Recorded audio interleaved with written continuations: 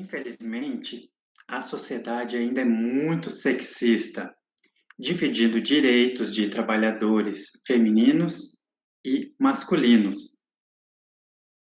Sabemos que há essa grande diferença, por exemplo, nos cargos e funções desempenhadas nas instituições, universidades, na diferença salarial, na igualdade de direitos também.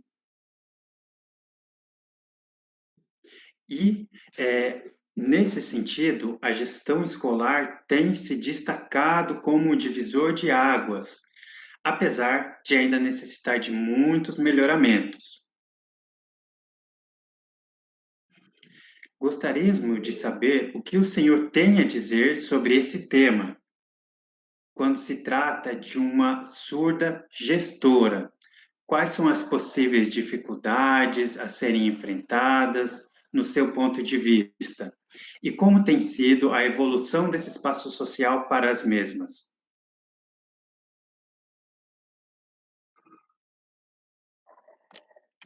Primeiramente, boa noite a todos e a todas. É um prazer estar aqui com a Cleusa.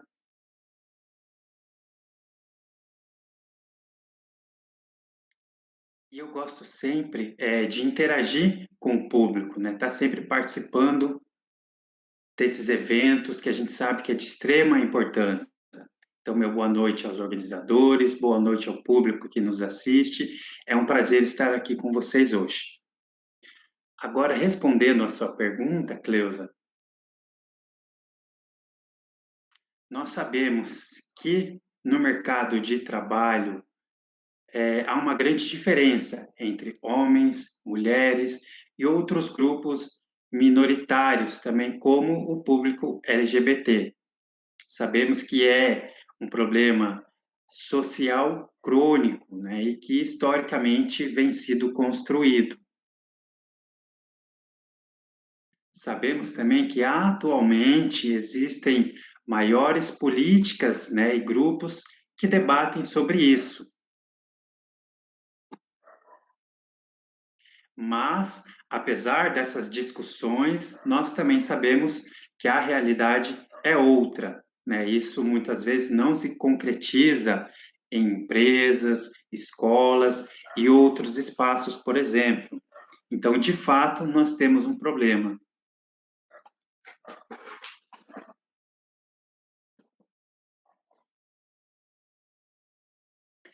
E eu queria mencionar um caso que aconteceu no estado de Minas Gerais há pouco tempo, de uma empresa de segurança que estava ali contratando os vigilantes, né, os profissionais, para prestarem serviço em um tribunal de justiça do Estado. E aí eles abriram a seleção, entre os candidatos estavam homens e mulheres. E a função específica era, então, para cuidar da segurança do tribunal, né, de justiça e também do desembargador que atuava naquele espaço. Então, nós sabemos que é uma atuação muito específica e que envolve certo risco. E, nesse caso, uma das candidatas acabou entrando com um recurso, com um processo contra esse processo seletivo, porque ela constatou que havia diferença entre a remuneração de um homem e de uma mulher que exerceriam o mesmo cargo, a mesma função. E ela, constatando essa diferença salarial, moveu uma ação, então, contra a empresa de segurança, a qual respondeu que não era bem assim, né? Deu uma desculpa qualquer ali, né? Dizendo que o ambiente onde seria prestado o serviço era mais compatível com um homem, né, na função de segurança, visto que eram para proteger autoridades. A mulher seria destinada, nesse mesmo processo, a outra função e justificava, então, com isso, a diferença salarial. Então, a empresa, a gente sabe que no processo seletivo estava convocando, né? Porém, na efetivação do cargo, havia essa diferença salarial entre homem e mulher. Isso aconteceu recentemente. Então, como você disse, uma das maiores diferenças, né, que a gente enxerga na sociedade é a diferença entre a remuneração. Independentemente do espaço de atuação, né, com a mesma função exercida, a gente encontra ali grandes diferenças, né, o que demonstra um preconceito. E também, lógico, como eu falei, é uma atitude socialmente construída, o que a gente pode considerar como machismo nesse caso, né? Historicamente, por quê? Nós estamos acostumados a ver mulher desempenhando serviços de dolar, cuidando, né, da casa, fazendo a comida, faxinando, cuidando dos filhos, e o homem trabalhando fora. Então, por isso que é historicamente construído, né? Mas, se a gente for analisar de perto a mulher atual, além dessa função de cuidar do lar, ela desempenha uma outra jornada, né? Trabalhando fora. Então, nós dizemos que a mulher tem dupla jornada em relação ao homem. Ela trabalha na empresa, às 8 horas comerciais, e em casa, o serviço diário, enquanto o homem não divide essas tarefas. Então, nós temos sim uma desigualdade e precisamos lutar para que ela seja dirimida. Existem sim atualmente movimentos sociais, grupos organizados contra é, essa construção social, que demonstra muita coragem, inclusive. Mas a gente sabe que o sistema, né, social, ele é misógino, ele é preconceituoso. Então, eu quero atentar novamente o termo aqui que eu falei, misógino e misoginia, né, que tem a ver com a discriminação entre sexo, né, homem e mulher. Então, você mencionou o sexismo no mundo do trabalho, isso ainda existe, né? O machismo ainda ele é real, é uma infeliz realidade sofrida por muitas mulheres na empresa.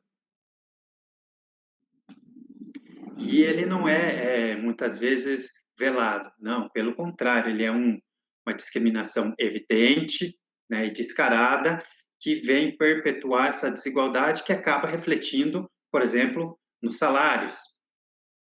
E agora, falando sobre esse assunto, eu gostaria de comentar um pouquinho da minha realidade. Como vocês viram na minha apresentação, eu trabalho no INES e ali existe um departamento onde tem homens e mulheres e outros em que não. Por exemplo, nós temos coordenadoras, né, ouvintes no INES, que trabalham no INES, mesmo assim, desempenhando essa função hierarquicamente superior, né, que existem mais responsabilidade, uma posição de comando, ainda a gente percebe que o homem tem muito mais voz ativa nesse papel de coordenação dentro da instituição.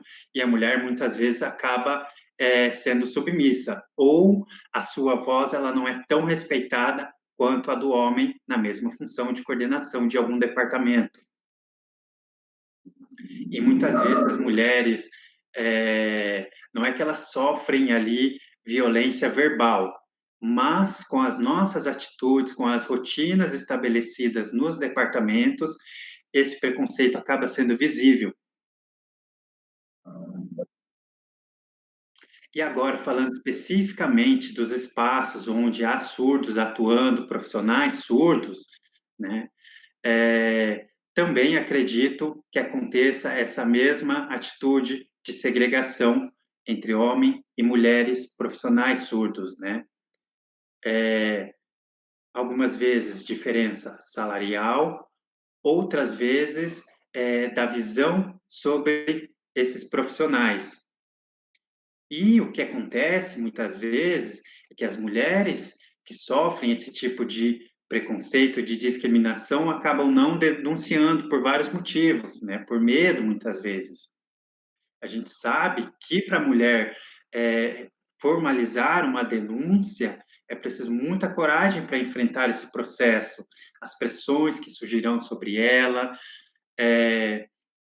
a exposição que ela vai ter que sofrer, mas, independentemente dessas dificuldades, nós precisamos encarar esse problema e criar meios de solucioná-las para que, de fato, a igualdade seja uma realidade.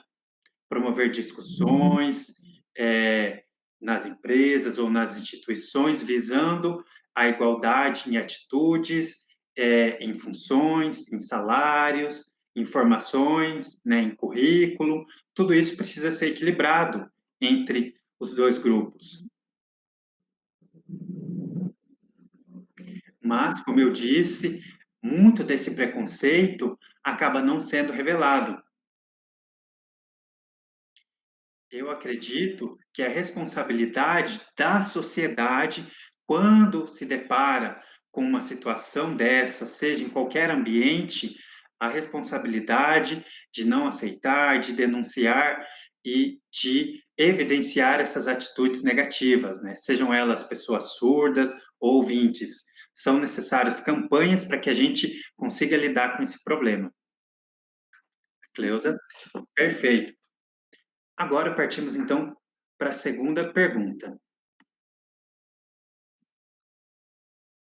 A gestão escolar trata-se de um trabalho extremamente burocrático e muitas vezes elitista. Como tem sido a inserção de surdos nesse meio? E a gestão costuma ser apenas em escolas de surdos ou também existem a gestão em escolas de ouvintes? E como você vê a questão da inclusão de mais pessoas surdas, profissionais surdos atuando nesses espaços? Como seria essa relação?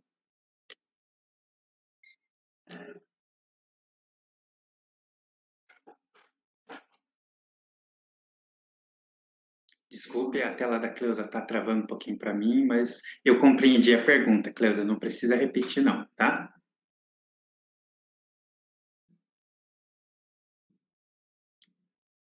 Então, sobre a questão de profissionais surdos, gestores surdos atuando em escolas de surdos, né, com alunos surdos, ou escola de ouvintes, né?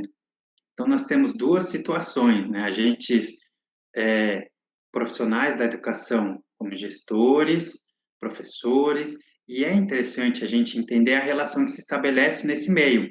Existem profissionais que são mais ativos, por exemplo, é o caso do professor, e nesse contexto mais passivo, que é a gestão, que ela fica mais nos bastidores, obviamente. E aí a gente enfrenta algumas limitações. Primeiramente, para um profissional surdo atuar na gestão escolar, ele enfrenta a barreira linguística, né? Seja para se comunicar com os outros profissionais da educação ou com os alunos, que muitas vezes não sabem Libras,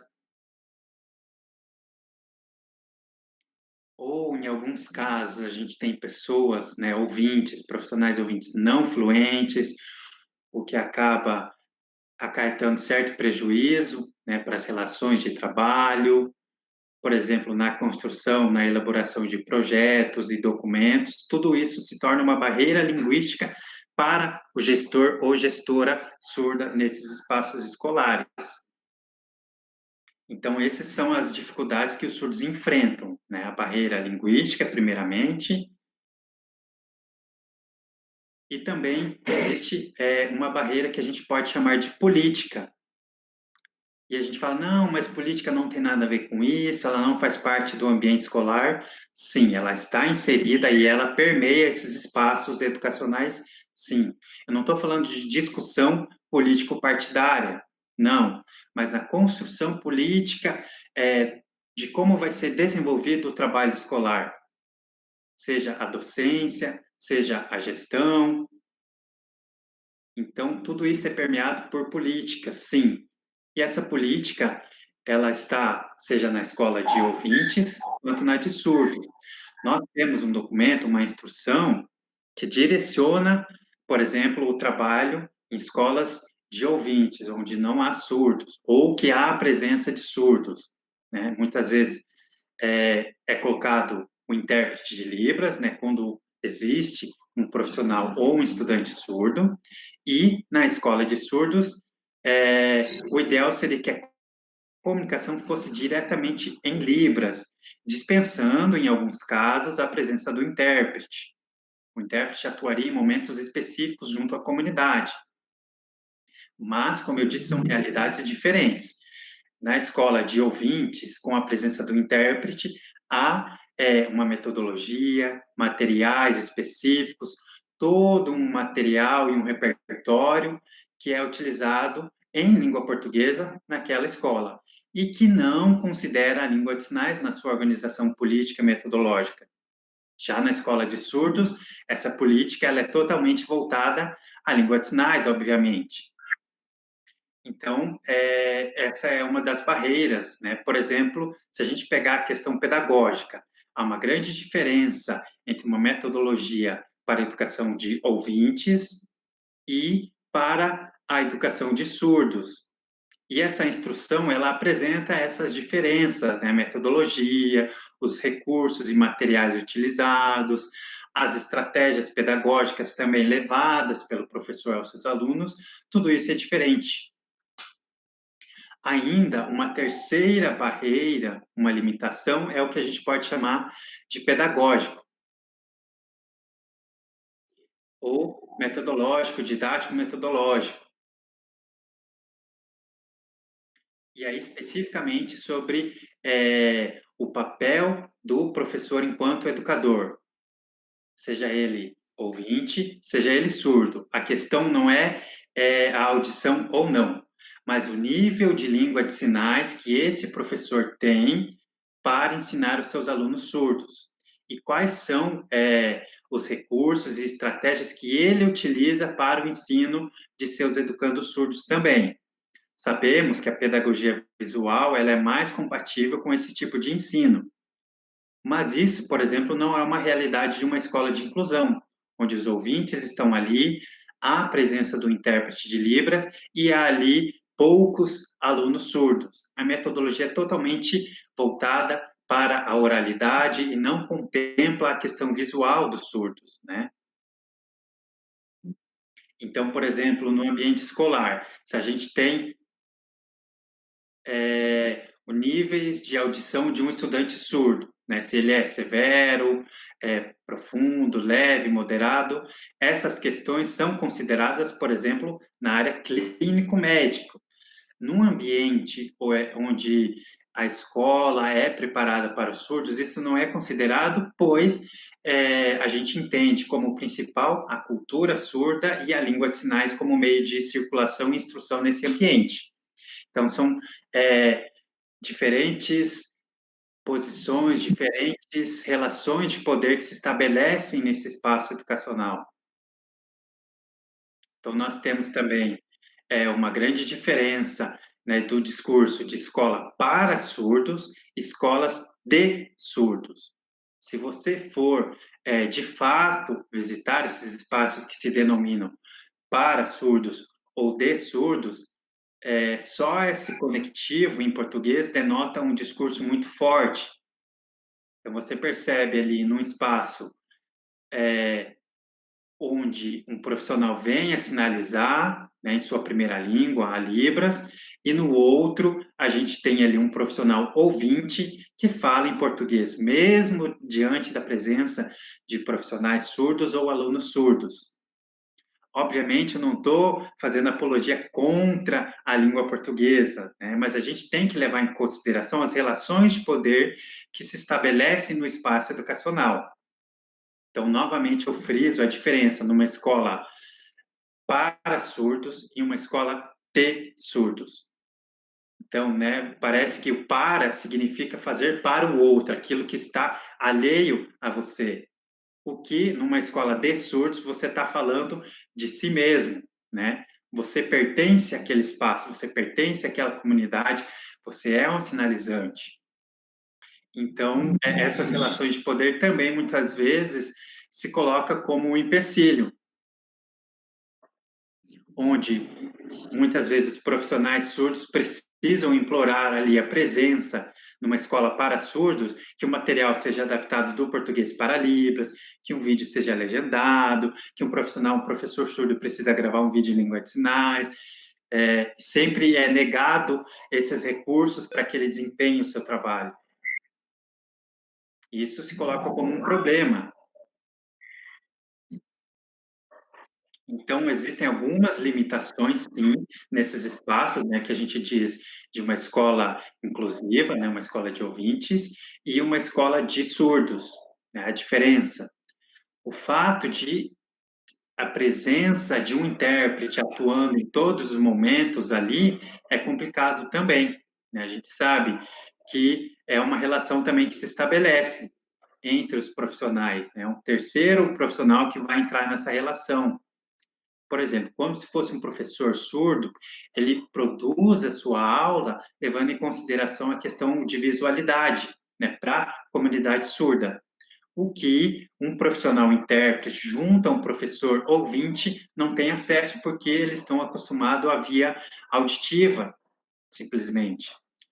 Então, eu acredito sim que a nível nacional, principalmente nas universidades, muitos surdos têm atuado enfrentando essas dificuldades que eu listei anteriormente.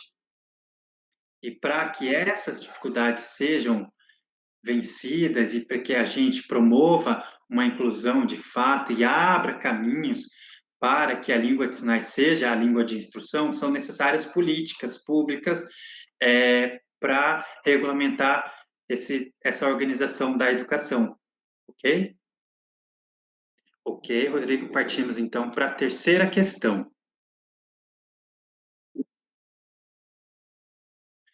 Sabemos que, por lei, hoje, existe a obrigatoriedade da implementação do curso de Libras em escolas. Há muito isso não era possível e essa abertura para a sociedade também pode torná-la mais inclusiva e socialmente sustentável. Sendo assim, a aproximação entre professores surdos e alunos ouvintes se dará com maior fluidez.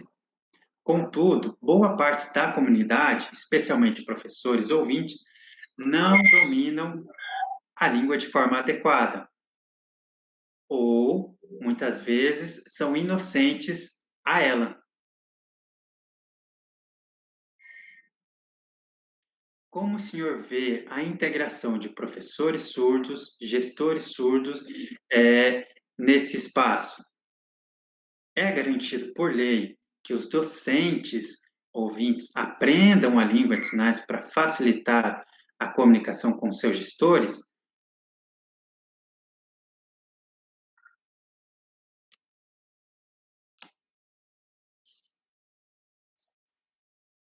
E aí, novamente, eu quero retomar um fato muito recente que a gente teve, que foi a primeira-dama fazendo um discurso oficial em língua de sinais, e que foi é, visualizado por toda a sociedade. Então, isso foi um fato extremamente relevante para a comunidade surda nacional.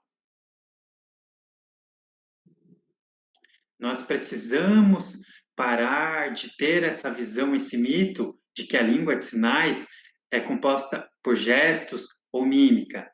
Então, essa atitude da primeira-dama num discurso oficial em rede nacional foi de extrema relevância. E ali a gente percebe, então, que o intérprete não tinha um papel de destaque com relação à língua de sinais. Então, a força desse discurso em língua de sinais foi, de fato, muito relevante para a quebra de muitos paradigmas sociais com relação à comunidade surda. Não só a sociedade, mas principalmente o espaço educacional, o mercado de trabalho, que viram, então, a língua de sinais em destaque numa posição elevada. Porque, por mais que a comunidade surda entenda, socialmente essas informações elas acabam não sendo difundidas em muitos espaços, isso no Brasil todo. E com esse discurso, com essa visibilidade, pode-se contribuir para essa mudança, então, de paradigma. Agora, com relação aos gestores surdos em escolas com professores ouvintes, que muitas vezes não têm fluência em língua de sinais, bem, a questão da fluência na Libras, nós não temos como formar esses profissionais, né? Sabemos que há a existência de formação continuada, cursos de Libras, mas tudo isso é ofertado. Mas qual é a qualidade dessas formações continuada? Qual é o nível de uso que esses ouvintes vão ter da língua? Qual é a imersão? Nós sabemos que o certificado, por si só, ele não diz muita coisa com relação à fluência. É necessário a imersão, o convívio e a prática dessa língua em diversos contextos para desenvolver a influência. Infelizmente, não é o cenário atual. Nós sabemos que muitos profissionais ouvintes e que às vezes trabalham com surdos, né, acabam estabelecendo ali um outro tipo de relação. Essa relação pode ser prejudicada e, com isso, eles acabam desistindo do aprendizado da língua de sinais e recorrendo à presença do intérprete de Libras e português. Ao meu ver, nós sabemos que existem muitos professores ouvintes que têm um compromisso com a comunidade, têm um compromisso científico também de aperfeiçoamento da sua língua de sinais. Esse público existe. Mas, por outro lado, outros profissionais que não têm a preocupação com a sua fluência em língua de sinais, profissionais ouvintes estes, né? Que esse realmente é um tema que a gente pode considerar como o ideal, né? Que todos os profissionais ouvintes que atuam, que trabalham com surdos, tenham essa fluência. A gente sabe que a figura do intérprete está ali para auxiliar a comunicação em momentos específicos, mas são os professores que têm a responsabilidade de instruir, de passar o conhecimento para os alunos. Novamente, eu não falo que é uma questão de discussão, né? Mas sim envolve questão política. Existem muitos discursos que permeiam a questão escolar. Um desses discursos é o discurso clínico-médico, clínico-patológico, onde a família tem acesso às informações do médico, né? E o médico não repassa que existem a língua de sinais, né? Quando a família tem um filho surdo, para que os pais, os familiares aprendam a língua de sinais, né? Outra questão também é de que muitos intérpretes não desenvolvem a fluência, então tudo isso acaba interferindo nessas relações.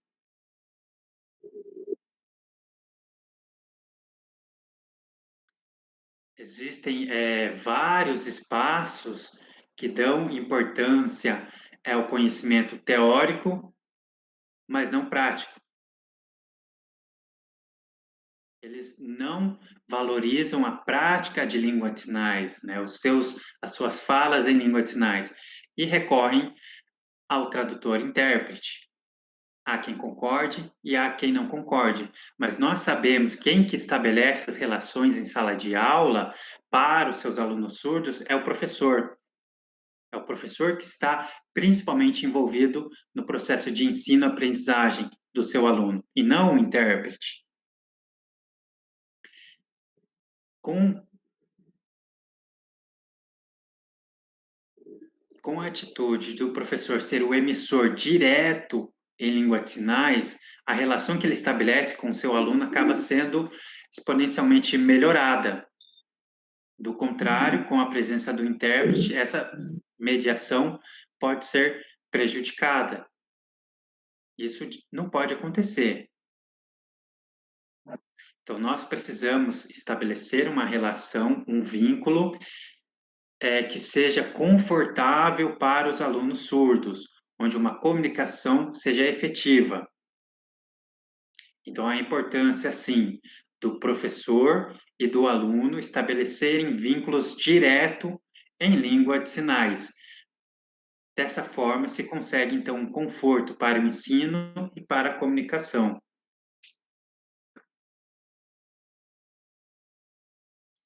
Agora, com relação ao ambiente ainda educacional e social, a gente tem uma outra Mas vamos dar sequência, Rodrigo. Vamos para a quarta pergunta.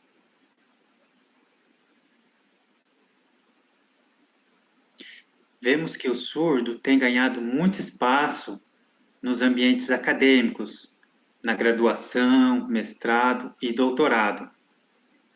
Esta formação o qualifica como profissional altamente capacitado e respeitado no mundo social e científico, o que é uma vitória para essa comunidade. Contudo, uma extensa parte desses formados, quando nas universidades, passam a dar aula de Libras, Libras básico, intermediário ou aspectos linguísticos formados nessa língua. Gostaríamos de saber se, além do INES, quais instituições de seu conhecimento que têm posicionado o surdo à frente de coordenações de graduação e pós-graduação nacionalmente. Poderia nos explicar como tem sido a luta mediante uma sociedade ainda problemática em termos de pensamento, especialmente no aspecto de preconceito que gira em torno da elite acadêmica? Porque nós sabemos que... Travou aqui para mim. Perdão, gente, retomando a interpretação. Se o professor Rodrigo sabe de outra realidade em alguma universidade que essas relações são diferentes?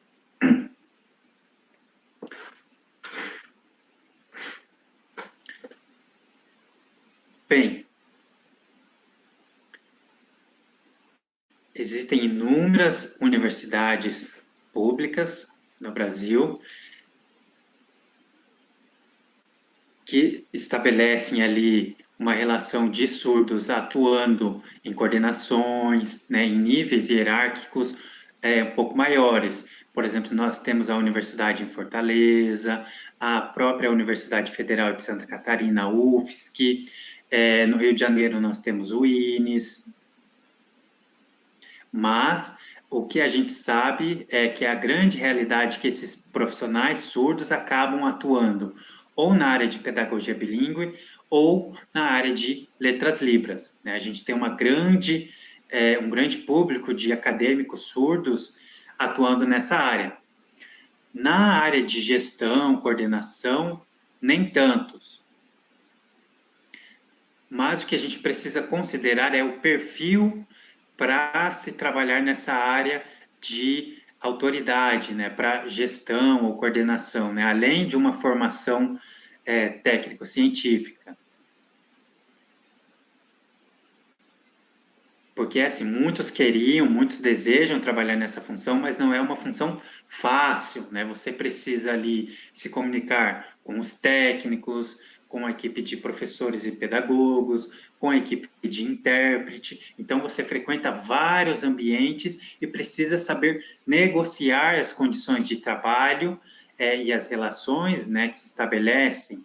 Você precisa construir documentos específicos para orientar o trabalho, para orientar o desenvolvimento da educação nesses espaços.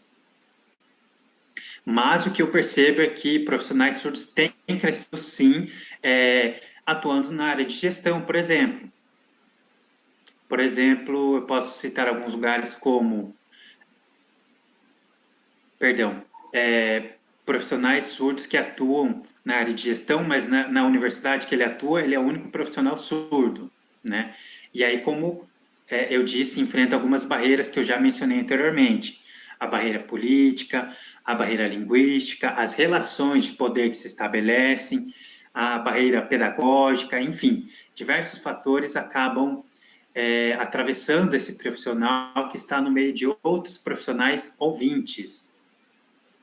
A gente sabe que profissionais que sabem a língua de sinais, que atuam na comunidade surda e que apoiam esse profissional são muito poucos, né? Então, isso é um agravante. Eu acredito, sim, que gestores e coordenadores surdos a gente precisa considerar, primeiramente, o espaço que ele vai atuar. Eu acredito que ele deveria atuar principalmente, nesse início, na educação de surdos. E aí, depois, ir conquistando outros espaços, né? Eu acho que a contribuição dele será muito melhor em uma educação de surdos do que uma educação para surdos, de acordo com o conceito que eu já falei anteriormente. Obviamente que uma educação de surdos, ela não é exclusiva para surdos, não me entendam mal, né? Tem muita gente que entende errado. Educação de surdos, ela não exclui outros públicos. Esse conectivo D significa onde a língua de instrução é a Libras, onde os materiais e recursos pedagógicos utilizados são levando em conta a visualidade dos alunos, né? Assim como numa escola de inclusão, uma metodologia, os materiais desenvolvidos é voltado para a audição e para a fala do português, tá?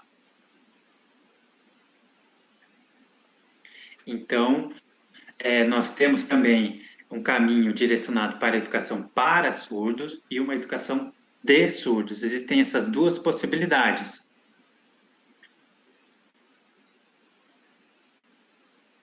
E esse sinal que eu estou realizando aqui, Aldido, eu peguei do meu chefe, que ele realiza esse sinal e ele me passou, então, o significado. Por que eu utilizo? Significa onde não há a presença do som e da fala, somente a língua de sinais. Então, esse é o sinal, Aldido. Então, é necessário que a gente se empenhe numa educação que priorize a língua de sinais como língua de instrução e uma metodologia, uma pedagogia visual. Perfeito, professor. Vamos agora para a nossa quinta pergunta. O protagonismo do INES, Instituto Nacional de Educação de Surdos, é inegável. Poderia nos contar como é a sua experiência com relação à gestão nessa instituição e também como foi a sua experiência, aliás, no setor DESU, esse é o sinal, né? No departamento que você trabalha.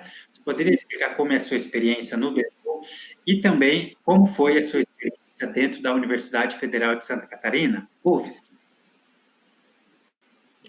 Perfeito, perfeito, Cleusa. Eu vou inverter um pouquinho a ordem. Vou falar da minha primeira experiência na UFSC e depois no INES DESU, ok? Que foi a primeira experiência na área de gestão que eu tive, foi na UFSC, e a partir dali eu fui convidado a trabalhar no INES.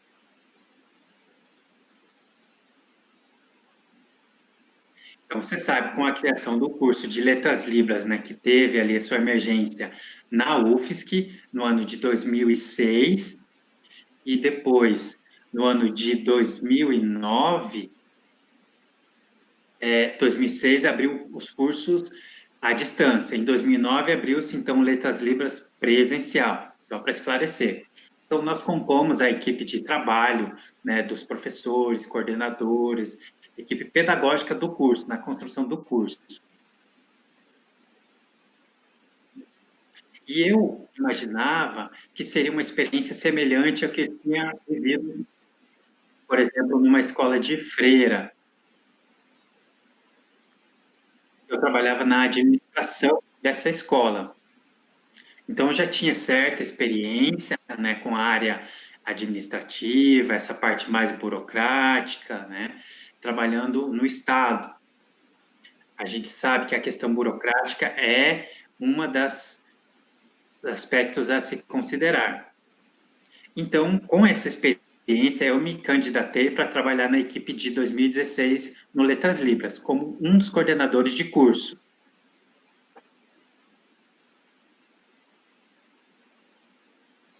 E na UFSC foi dito, então, qual era o perfil dessa vaga, quais eram as funções desempenhadas, e nós começamos, então, a desenvolver o nosso trabalho.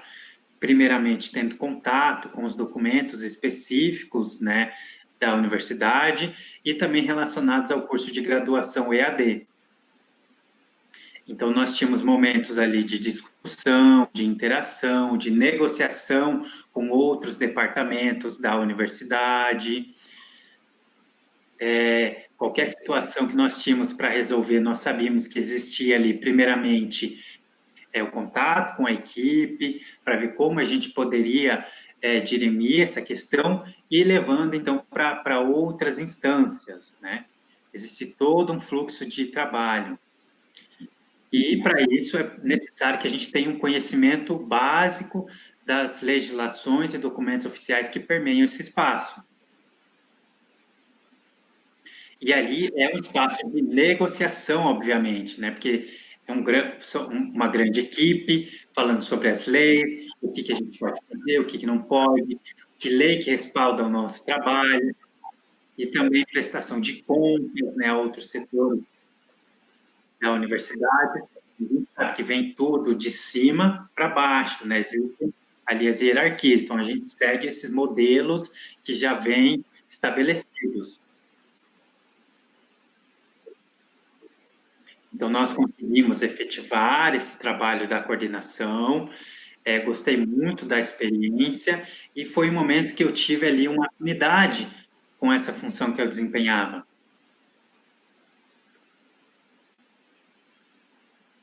E nós tínhamos ali também o chefe direto do departamento, tínhamos chefe de 3 cursos específicos, né? Tínhamos o da adaptação das artes, o específico da língua de sinais e o outro responsável pela parte técnica. Então, nós dialogávamos com 3 autoridades diferentes ao mesmo tempo.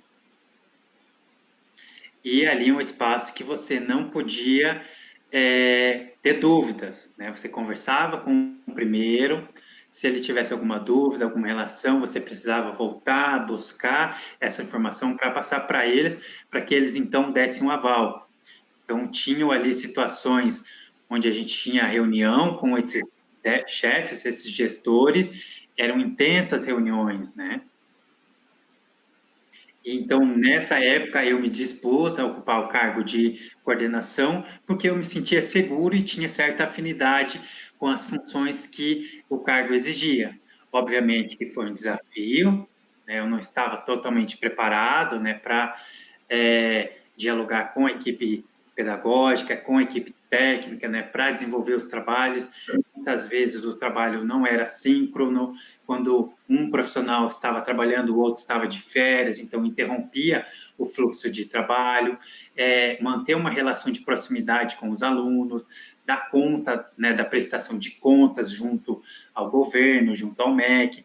Então, é uma série de atividades que você desempenha nessa coordenação específica.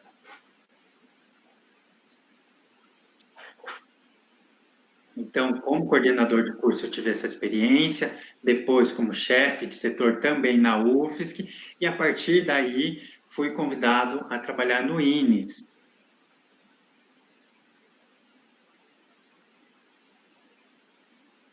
E ali fala com a questão, né, do departamento, a gente tem do departamento de um lado e o de outro, o da UFSC, né, que são semelhantes.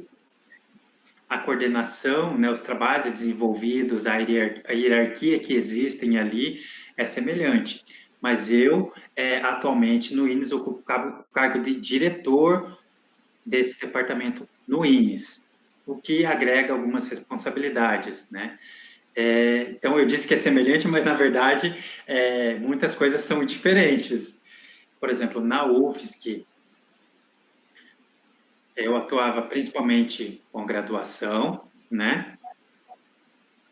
Mediando ali as relações com alunos surdos e ouvintes. Então, a gente sabe que na UFSC eles recebiam esse público misto, né? Inicialmente havia ali a presença de muitos ouvintes no curso de licenciatura e tal. Hoje em dia, a gente já tem o bacharelado, né, que também está bastante difundido, então essa realidade mudou um pouco. No INES, eu trabalho especificamente com acadêmicos surdos. Então, a minha ida para o INES envolveu também essa diferença. E nós sabemos ali que existem muitos acadêmicos surdos no INES. Então, é um espaço também de visibilidade, de protagonismo para esses profissionais surdos. Lógico que com isso vem muitos desafios, né?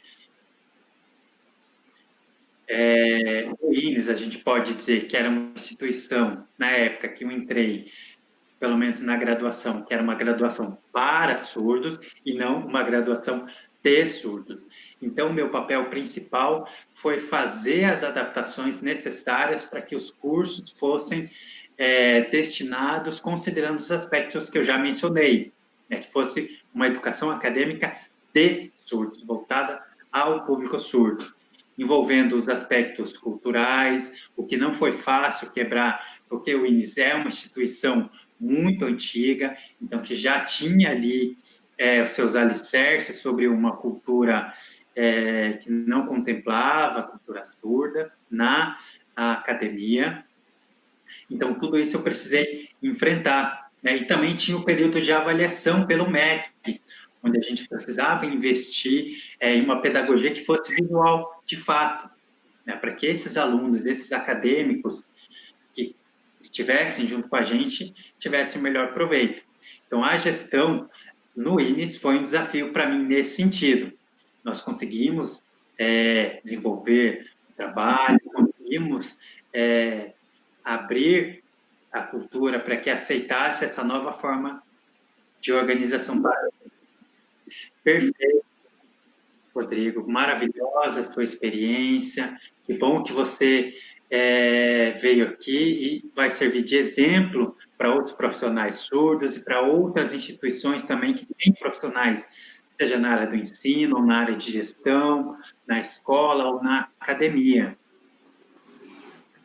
Nós do evento queremos agradecer imensamente a sua presença em nossa live, a sua experiência, a interação que você teve aqui conosco, que foi de extrema relevância.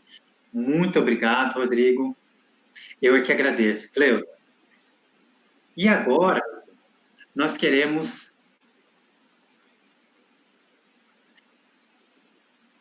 falar que hoje é o dia 28, é uma data especial também para a nossa equipe, é aniversário do João, o João foi o idealizador desse evento, então nós queríamos aproveitar esse momento para parabenizar o João que está nos assistindo e desejar toda a felicidade. Bom, hoje é o aniversário dele, exatamente. Muito obrigado, João. Então, agora nós encerramos as perguntas da minha parte, né? Novamente peço desculpas pelos probleminhas técnicos que a gente teve, não conseguiu iniciar no horário. Agradecemos novamente a sua presença e espero que em breve a gente possa se encontrar, ok? Obrigado eu, Cleusa, um grande abraço. Obrigado à equipe técnica, ao intérprete, agradeço. Tchau, tchau.